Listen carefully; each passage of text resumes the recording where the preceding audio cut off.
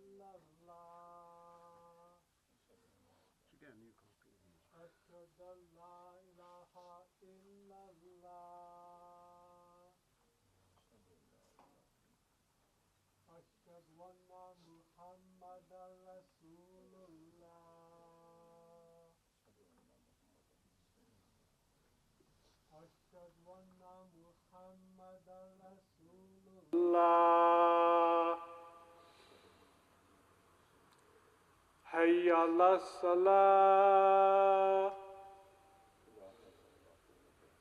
حي على الصلاة حي على الفلاح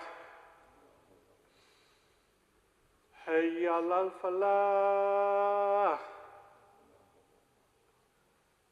الله أكبر الله أكبر لا إله إلا الله.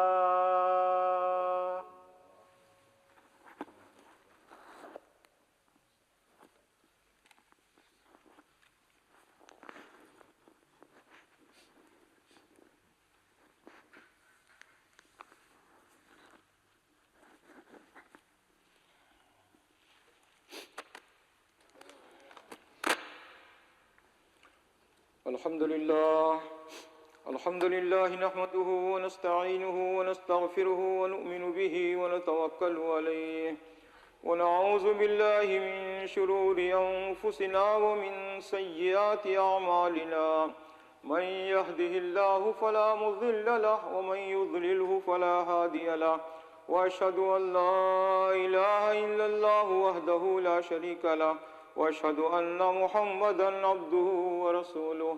أما بعد فإن خير الحديث كتاب الله وخير الهدي هدي محمد صلى الله عليه وسلم وشر الأمور محدثاتها وكل محدثة بدعة وكل بدعة ضلالة وكل ضلالة في النار.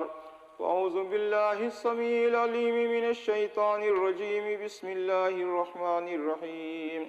وَإِذِ ابْتَلَى إِبْرَاهِيمَ رَبُّهُ بِكَلِمَاتٍ فَأَتَمَّهُنَّ قَالَ إِنِّي جَاعِلُكَ لِلنَّاسِ إِمَامًا قَالَ وَمِنْ ذُرِّيَّتِي قَالَ لَا يَنَالُ عَهْدِي الظَّالِمِينَ.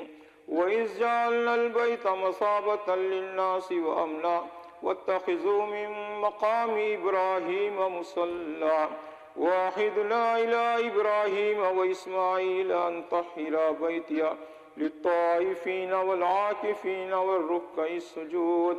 وَإِذْ قَالَ إِبْرَاهِيمُ رَبِّ اجْعَلْ هَذَا بَلَدًا آمِنًا وَارْزُقْ أَهْلَهُ مِنَ الثَّمَرَاتِ مَنْ آمَنَ مِنْهُمْ بِاللَّهِ وَالْيَوْمِ الْآخِرِ قَالَ وَمَنْ كَفَرَ فَأُمَتِّعُهُ قَلِيلًا ثُمَّ أضطره إلى عذاب النار وبئس المصير. محترم بھائی اور بہنوں، ایک دو دن میں ہم انشاءاللہ ماہ ذی الحجہ میں داخل ہونے والے ہیں. اللہ تبارک و تعالی ہمیں اسلامی تاریخ کا، اسلامی سال کا یہ آخری مہینہ مبارک فرمائے اور اس کے فیوز و برکات سے ہمیں مستفید ہونے کی توفیق عطا فرمائے. آمین. ذی الحجہ جب شروع ہوتا ہے تو ہمارے سامنے حضرت ابراہیم علیہ السلام کی زندگی آ جاتی ہے. آپ کی ایک مبارک تاریخ کا نقشہ ہمارے سامنے گھوم جاتا ہے کہ کس طریقے سے ابراہیم علیہ السلام اور ان کی مختصر فیملی اللہ کی رضا اور خوشنودی کے لیے زندگی بسر کی۔ ابراہیم علیہ السلام کے دو بیٹے، ایک اسحاق اور دوسرے اسماعیل، جتنے انبیاء آئے ابراہیم علیہ السلام کے بعد وہ سب حضرت اسحاق علیہ السلام کی نسل سے تھے، سوائے حضرت محمد صلی اللہ علیہ وسلم کے کہ آپ آخر میں اللہ نے انہیں حضرت اسماعیل علیہ السلام کی پشت سے، ان کے سلسلے سے، ان کی نسل سے، ابراہیم علیہ السلام کی دوسری شاخ سے آپ صلی اللہ علیہ وسلم کو بھیجا۔ اور وہ بھی ابراہیم علیہ السلام کی دعا تھی۔ ابراہیم علیہ السلام کے بعد سارے انبیاء چونکہ آپ کی نسل سے آئے، اس لیے آپ کو ابو الانبیاء کہا جاتا ہے، انبیاء کے باپ، انبیاء کے والد۔ قرآن میں ایک مرتبہ نبی کریم صلی اللہ علیہ وسلم کے تعلق سے آیا ہے کہ آپ کی زندگی اسوہ ہے، نمونہ ہے، وَلَكُمْ فِي رَسُولِ اللَّهِ أُسْوَةٌ حَسَنَةٌ۔ لیکن ابراہیم علیہ السلام کے تعلق سے دو مرتبہ آیا ہے کہ آپ کی زندگی میں نمونہ ہے۔ کیوں؟ اس لیے کہ ابراہیم علیہ السلام کی جو تعلیمات تھے وہی نبی کریم صلی اللہ علیہ وسلم کی تعلیمات ہیں۔ اور آپ کی سب سے بڑی تعلیم کیا تھی ابراہیم علیہ السلام کی؟ توحید، توحید، توحید۔ اور یہی تعلیم ہمارے نبی کریم صلی اللہ علیہ وسلم کی بڑی تعلیموں میں سے تھی، اہم تعلیم تھی۔ ابراہیم علیہ السلام کو سب مانتے ہیں، یہودی کہتے ہیں کہ وہ ہمارے نبی تھے اور ہم ان کی ذریت ہیں، ان کی اولاد ہیں، ان کی پشت سے ہیں۔ اور عیسائی بھی یہی کہتے ہیں کہ ہم بھی ابراہیم علیہ السلام کو مانتے ہیں اور ہم بھی ان کی اولاد ہے، ان کی نسل سے ہیں، ان کی ذریت سے ہے۔ لیکن قرآن نے ان دونوں کی تردید کی۔ ما کان ابراہیم یہودیا ولا نصرانیا ولکن کان مسلما۔ ابراہیم علیہ السلام نہ یہودی تھے اور نہ عیسائی تھے، بلکہ آپ مسلمان تھے۔ وما کان من المشرکین، اور یہ بھی کہا گیا کہ وہ مشرک بھی نہیں تھے۔ تو اس کا مطلب یہ ہے کہ مشرک، بت پرست، جو نبی کریم صلی اللہ علیہ وسلم کے زمانے میں تھے اور جو اب ہیں، وہ سب کسی نہ کسی طریقے سے ابراہیم علیہ السلام کو مانتے ہیں۔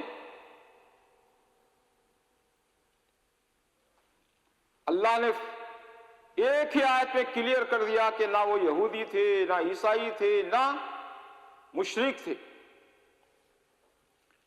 آپ دیکھیں گے کہ ہندوؤں کا جو مذہب ہے، دیو مالا یہ قصے ہیں بس، نہ عقل مانتی ہے، نہ نقل تو ہے ہی نہیں، بس وہی الہی تو ہے نہیں، صرف ایسے ہی بنا لیے ہیں قصے، من گھڑت قصے۔ وہ بھی ابراہیم علیہ السلام کو مانتے ہیں۔ آپ سنے ہوں گے ان کا جو پجاری ہوتا ہے بڑا، اس کو برہمن کہا جاتا ہے، برہمن۔ اور ان کے اندر بھی ایک نام ہے مقدس، براہام۔ یہ سب کیا ہے؟ ابراہیم علیہ السلام کے نام کو ٹویسٹ کر دیا گیا ہے، توڑ مڑوڑ کر وہ ابراہیم ثابت کرتے ہیں، وہ چاہے وہ برہمن ہو یا براہام ہو، مگر قرآن نے کلیئر کر دیا کہ نہ، یہ بت پرست اور مشرک، ان کا بھی کوئی تعلق نہیں ابراہیم علیہ السلام سے، صرف اور صرف مسلمانوں کے ساتھ ان کا تعلق۔ اللہ کے نبی صلی اللہ علیہ وسلم کے بعد جس نبی کا بہت زیادہ قرآن میں تذکرہ ہے وہ کون ہے؟ وہ حضرت ابراہیم علیہ السلام. 69 ٹائم قرآن میں ان کا ذکر آیا ہے. قرآن میں 6666 آیتیں ہیں اور اس کے اندر 69 مرتبہ ابراہیم علیہ السلام کا ذکر آیا ہے. اس سے آپ ان کی عظمت کو سمجھ سکتے ہیں. تو بہرحال یہ حج ہو یا عمرہ ہو یا قربانی ہو، یہ سارے ابراہیم علیہ السلام اور ان کی بیوی ہاجرہ علیہ السلام اور ان کے بیٹے اسماعیل علیہ السلام کی ایک یادگار ہے. اس مختصر وقت میں ان کے کیا کہا جا سکتا ہے؟ کچھ نہیں کہا جا سکتا. اللہ تبارک تعالیٰ نے سورہ بقرہ کی 124 نمبر کی آیت، 124 نمبر کی آیت میں فرمایا جو ابھی تلاوت کی گئی، وَإِذِ ابْتَلَىٰ إِبْرَاهِيمَ رَبُّهُ بِكَلِمَاتٍ فَأَتَمَّهُنَّ قَالَ إِنِّي جَاعِلُكَ لِلنَّاسِ إِمَامًا قَالَ وَمِن ذُرِّيَّتِي قَالَ لَا يَنَالُ عَهْدِي الظَّالِمِينَ. اللہ نے ابراہیم علیہ السلام کو آزمایا اور وہ اس میں پورے اترے تو اللہ نے کہا کہ میں تمہیں دنیا کا امام بناؤں گا، پیشوا بناؤں گا، اور بنایا. اب انہیں اپنی اولاد کی فکر ہوئی، آنے والی نسل کی، قیامت تک. اے اللہ میری ضروریت کا، ومن ذریتی، میری اولاد کا، جنریشن کا کیا ہوگا، میری نسل کا. تو اللہ نے فرمایا لا ینال عہد الظالمین، ظلم کرنے والے جو ہیں وہ ان کو یہ امامت نہیں ملے گی، میرا اعزاز نہیں ملے گا. اللہ تبارک و تعالیٰ نے بنی اسرائیل کو یہ اعزاز دیا تھا.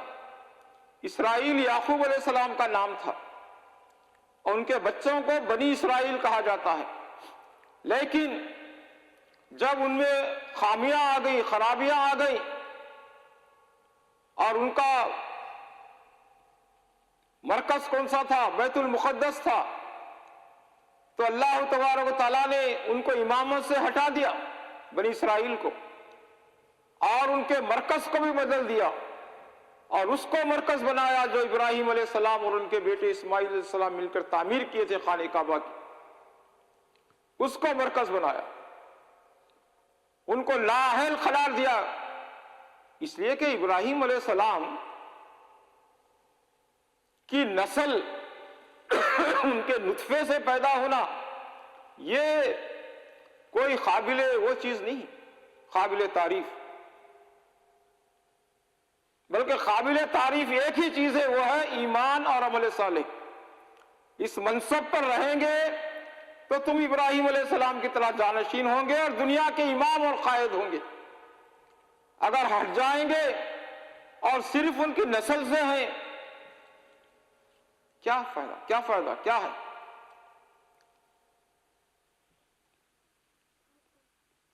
ہم کبھی سفر کرتے ہیں بلاد عربیہ کو وغیرہ، تو وہاں بتاتے ہیں وہاں کے امام اور لوگ کہ یہ آدمی جو ہے نا یہ ہاشمی ہے، یہ نبی صلی اللہ علیہ وسلم کے خاندان کا ہے. اور اس بزرگ کو دیکھا جاتا ہے تو بالکل کلہ صوفہ تعلمون، دونوں کلے صاف، بالکل داڑھی کچھ نہیں. تعجب ہوتا ہے ہمارے، کیسے بھی نبی صلی اللہ علیہ وسلم کی آپ نسل سے ہیں، ہاشمی ہیں آپ، کم از کم اس کا تو خیال کرتے، ایک دو چار بال تو رکھتے اللہ کے ڈر سے. ہاں جیسے فرنچ کٹ وغیرہ رکھتے ہیں لوگ فیشن کے طور پر، اتنا تو رکھتے کم از کم. بول سکتے تھے چلو اللہ کے خوف سے اگر 4 بال بھی رکھے تو اللہ شاید بخشے. کچھ بھی نہیں، بالکل صاف، بزرگ، کافی عمر. میں حیدرآباد میں تھا جب بچپن کا مطلب ہے کہ اتنا بڑا نہیں ہوا تھا جو، تو وہاں پر ایک بزرگ آئے تھے بغداد سے. ہاں بغداد سے پیر عبد القادر جیلانی رحمۃ اللہ علیہ کی جگہ سے بہت چرچا ہوا اخبارات میں کہ فلاں پیر صاحب آ رہے ہیں، ان کے خاندان سے عبد القادر جیلانی رحمۃ اللہ علیہ کی پتہ نہیں کون سا نمبر تھا ان کی نسل کا، وہ آ رہے۔ لوگوں کو بڑا شوق ہوا، ایک بہت بڑی مسجد ہے مکہ مسجد، وہاں پر لوگ جمع ہوئے ان کو دیکھنے، ان کو سننے، ان سے ملنے۔ تو جناب سوٹ بوٹ میں ہے، ٹائی بھی لگے ہوئے ہیں، ٹھیک ہے، ہو سکتا ہے، کوئی بات نہیں، اس میں پہن سکتے ہیں، لیکن افسوس کی بات یہ تھی کہ وہ بھی بالکل صاف۔ بڑا تعجب ہوا، عبد القادر جیلانی رحمۃ اللہ علیہ کی نسل سے ہے بھائی، دو چار بال تو رکھ لیتے ہیں۔ انڈیا کے لوگ، پاکستان کے لوگ، بنگلہ دیش کے لوگ، غریب ممالک کے لوگ دیکھتے ہیں تو ذرا دیکھتے ہیں ان کا حلیہ کیا ہے، داڑھی بھی ہے نہیں، بڑا افسوس ہوتا ہے۔ اندر بہت بڑے ہوں گے پہنچے ہوئے، لیکن الخبر میں تھا سعودی عرب میں، تو وہاں ایک نابینا حافظ اور بہت بڑے عالم خطیب ازہر کے، مصر کے، ماشاءاللہ، تو وہ خطبہ دیتے تھے، نابینا دونوں آنکھوں سے، حافظ بھی تھے اور بہت بڑے علامہ تھے ماشاءاللہ۔ لیکن یہ جب خطبہ دینے آتے ہیں لوگ مصری، تو ایک بار میں الٹا بھی شیف کرتے ہیں تاکہ بالکل صاف ہو کلے، بیوی وغیرہ ہاتھ لگائے تو معلوم ہوا کہ یہ بھی عورت ہی ہے کوئی میری جیسے۔ کوئی دیکھیے بڑے بڑے خرہ مصر کے آپ دیکھتے ہوں گے یا آتے ہوں گے، وہ کہتے ہیں کہ نہیں یہ سنت نہیں ہے داڑھی، یہ کیا ہے، یہ عرب میں طریقہ تھا، ابو جہل کو بھی داڑھی تھی، نعوذ باللہ، تو نبی صلی اللہ علیہ وسلم کو بھی تھی، تو اس لیے وہ کہتے ہیں کہ یہ داڑھی سنت نہیں۔ کتنی گمراہی ہے، قرآن پڑھتے ہیں جھوم جھوم کر پوری دنیا میں، وہ لوگ داد دیتے ہیں اللہ اللہ اللہ، ماشاء اللہ ماشاء اللہ ماشاء اللہ، لیکن لعنت برستی ہے ان کے چہروں سے کہ بڑے حافظ، بڑے قاری، بڑے علامہ، بڑے خطیب، پورا مصر الا ماشاء اللہ۔ تو یہ نسل میں ہونا ان کی کوئی عبد القادر جیلانی کے ان کے نطفے سے پیدا ہونا یا ابراہیم علیہ السلام کے نطفے سے پیدا ہونا، یہ کوئی کمال نہیں ہے۔ ابو لہب، ابو جہل اور یہ سب کس کے تھے؟ لیکن اس کے مقابلے میں بلال حبشی ایتھوپیا سے آتے ہیں، صہیب رومی روم سے آتے ہیں، سلمان فارسی ایران سے آتے ہیں۔ اللہ نے ان کی شان میں کیا کہا؟ رضی اللہ عنہم ورضوا عنہ، اللہ ان سے راضی ہو گیا اور وہ اللہ سے راضی۔ کہ بنا کیا عرض کریں، یہ تو ٹاپک ایسا ہے ساری زندگی بیان کر سکتے ہیں۔ ابراہیم علیہ السلام کا ٹاپک ایسا ہے کہ بہرحال ایک ضروری بات یہ ہے کہ ابھی ہم چونکہ 28 تاریخ ہے، ہو سکتا ہے ایک دو دن میں ہم اس میں داخل ہو جائیں ذی الحجہ میں، تو نبی کریم صلی اللہ علیہ وسلم نے فرمایا کہ ان حاجیوں کے احترام میں جو بیچارے حج میں ہیں اور وہ اپنی کوئی داڑھی اور بال کو، اس کو خیر داڑھی کا تو سوال ہی نہیں، ویسے آ گیا ہے ساری، تو بالوں کا اس کا کچھ وہ نہیں کرتے، وہ کٹاتے نہیں جب تک کہ 10 تاریخ نہ ہو جائے، قربانی نہ دے دیں جب تک، تو اسی کی یاد میں تم بھی جو ہے نا اپنے بال کو مت بناؤ اور ناخنوں کو مت کٹاؤ۔ کٹانا ہے تو ابھی کٹا لو، ایک دو دن ہے جب تک کہ ذی الحجہ شروع ہوتا ہے۔ اس کے بعد اگر قربانی دے رہے ہو تب بھی قربانی کے بعد آپ یہ کریں، قربانی نہیں دے رہے ہیں، اللہ نہیں دیا طاقت، استطاعت نہیں، تب بھی آپ اگر عید کی نماز کے بعد یہ بال وغیرہ نکالیں گے، ناخن وغیرہ، تو اللہ تعالیٰ عید کا قربانی کا ثواب دے گا، اور ایک گھر کی طرف سے ایک قربانی کافی ہے، کافی ہے ایک قربانی۔ تو بہرحال اس کے سورہ فجر کی ابتدائی آیات میں ان کا ذکر کیا گیا ہے، بسم اللہ الرحمن الرحیم، والفجر، قسم ہے فجر کی، ولیال عشر، اور ذی الحجہ کے پہلے 10 راتوں کی، ولیال عشر، والشفع والوتر، شفع جفت، ڈبل ڈبل، 2 4 6 8 ایسے، مخلوق میں کتنے ہیں جفت ہیں سب، وتر طاق، ایک ایک ایک ایک ایک ایک، ہاں آسمان ایک، زمین ایک، جنت ایک، جہنم ایک، یہ سب تو اللہ تبارک تعالیٰ قسم کھا رہا ہے کہ جفت جوڑوں کی اور بے جوڑوں کی۔ بعض نے کہا ہے کہ یہ شفا سے مراد یہ 9 اور 10 ہے، یا 8 اور 9 ہے۔ وتر سے مراد یہ 13 تاریخ ہے، یعنی حج کرنے کے بعد حاجی کو اختیار ہے کہ 2 دن رہیں مینا میں یا چلے جائیں، تو 11 اور 12 اس سے مراد ہے۔ اور وتر سے مراد طاق، یعنی 13 تاریخ، 13 بھی جا سکتے ہیں، تو اس سے مراد یہ ہے۔ تو بہرحال یہ ہے کہ یہ رمضان کی جہاں آخری 10 راتیں مبارک ہے اس میں لیلۃ القدر ہے، تو اسی طریقے سے ذی الحجہ کی ابتدائی 10 راتیں مبارک ہیں، اور اس میں ایک کا ثواب بہت زیادہ ملتا ہے، ایک نیکی کا ثواب، ایک نیکی بھی کر لیں بہت زیادہ ثواب۔ آپ نے فرمایا کہ کوئی اجر، کوئی عمل اس میں ثواب والا نہیں سوائے یہ کہ کوئی سوال کیے صحابی، جہاد بھی نہیں ہے اللہ کے نبی صلی اللہ علیہ وسلم؟ آپ نے فرمایا وہ جہاد کے جو آدمی جائے جان و مال سے اور واپس نہ لوٹے، اس کی کوئی چیز واپس نہ آئے، سوائے اس کے کوئی عمل ان دنوں میں محبوب نہیں ہے اللہ کو، سوائے اس میں عبادت کرنے کے اور روزہ رکھنے کے، اور ایک روزے کا ثواب اس میں 1 سال کے برابر کا ہے۔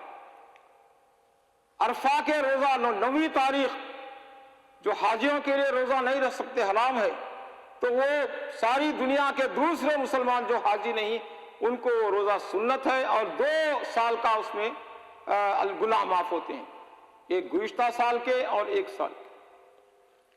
حج کے قربانی کے یعنی 4 دن ہے، 10 11 12 13 4 دن ہے، اور عرفے کے دن سے فرض نمازوں کے بعد ہم زور سے تکبیرات بلند کرنا چاہیے۔ تکبیرات تو آپ کو معلوم ہی ہر سال پڑھتے ہیں ہر عید پر، اللہ اکبر اللہ اکبر اللہ اکبر، لا الہ الا اللہ اللہ اکبر اللہ اکبر وللہ الحمد۔ یہ تکبیرات فرض نمازوں کے بعد بلند آواز سے پڑھنا چاہیے۔ تو بہرحال میں تو آیا ہی نہیں کہ ابھی کیا آزمایا اللہ نے، وَإِذِ ابْتَلَىٰ إِبْرَاهِيمَ رَبُّهُ بِكَلِمَاتٍ، بعض کلموں میں آزمایا اللہ، ابھی شروع نہیں ہوئی، ٹائم ختم ہو گیا ہے۔ ایسا نہ ہو یوسف صاحب دیکھے مجھے کیا ہے بھائی خطبہ شروع ہی نہیں ہوا۔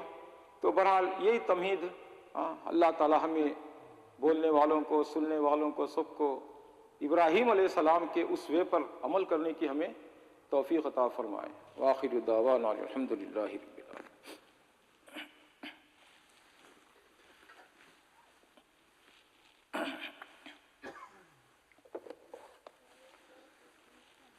الحمد للہ نحمده ونستعینه ونستغفره ونؤمن به ونتوکل علیہ ونعوذ باللہ من شرور انفسنا ومن سیئات اعمالنا، من يهد الله فلا مضل له ومن يضلل فلا هادي له، واشهد ان لا اله الا الله وحده لا شريك له، واشهد ان محمدا عبده ورسوله، اما بعد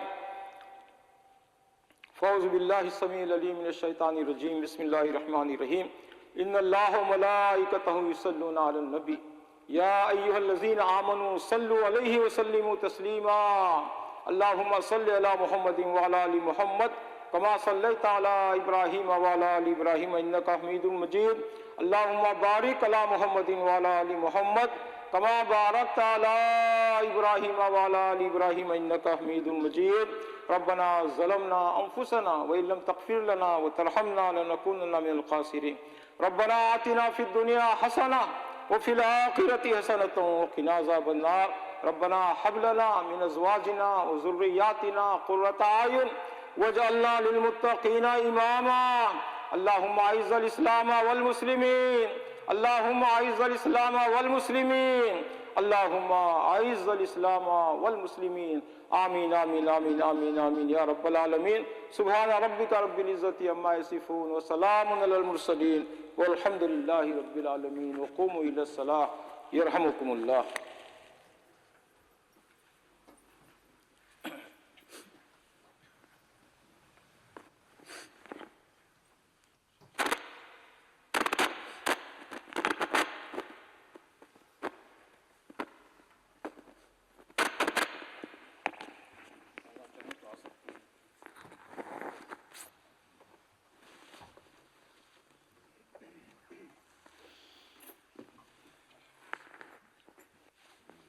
اللہ اکبر اللہ اکبر اشہد ان لا الہ الا اللہ اشہد ان محمد رسول اللہ.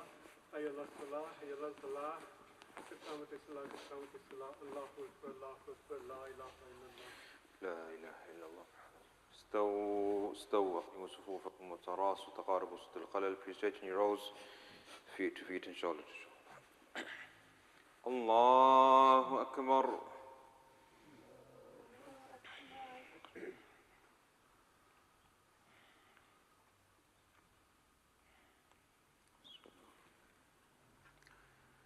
الحمد لله رب العالمين الرحمن الرحيم مالك يوم الدين.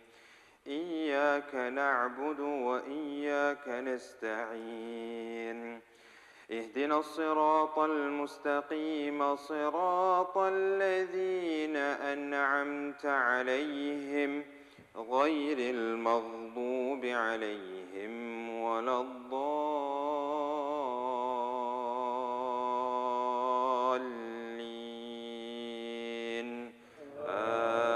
آمين.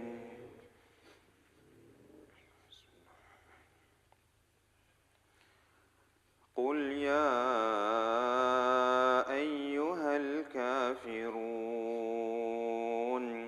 لا أعبد ما تعبدون ولا أنتم عابدون ما أعبد ولا أنا عابد ما عبدتم ولا أنتم عابدون ما أعبد لكم دينكم ولي دين. الله أكبر.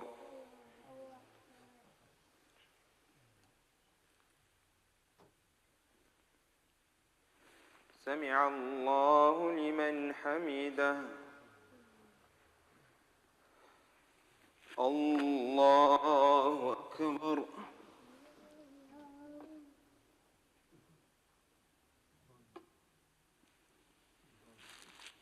الله أكبر.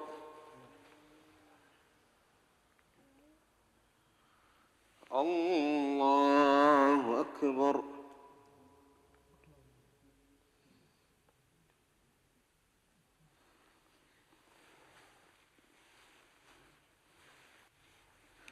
الله أكبر. الحمد لله رب العالمين الرحمن الرحيم مالك يوم الدين.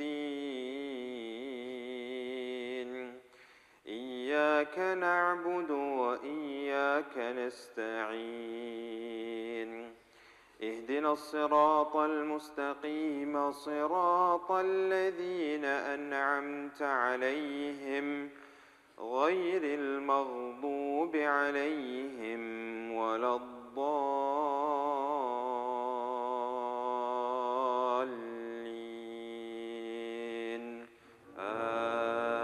آمين.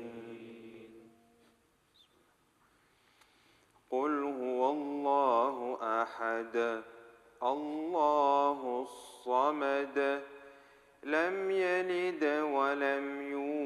يولد ولم يكن له كفوا أحد. الله أكبر.